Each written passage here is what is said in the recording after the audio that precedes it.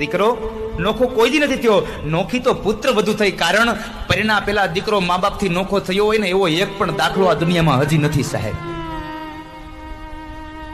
પત્ની આવ્યા પછી નોખો થયો એટલે દીકરો નહીં, પુત્ર વધુ નોખી થઈ છે.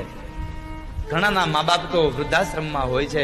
ઘણા લોકો કહે મા બાપને વૃદ્ધાશ્રમમાં મૂકી આવ્યા, વૃદ્ધાશ્રમમાં મૂકી આવ્યા.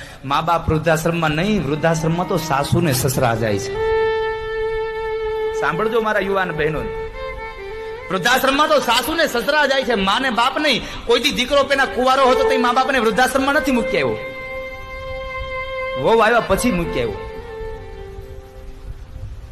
મને આજ દિવસ સુધી હજી સૌજીભાઈ નથી સમજાતું કે 3 વર્ષથી પારકા ગલેથી આવેલી એ કન્યાએ તને એવો તે કયો પ્રેમ આપી દીધો કે તારા 25 વર્ષના મા બાપના પ્રેમને તારે મૂકીને એનાથી નોખો થઈ જાશો. તું ધૂળ પડી તારા જીવનમાં.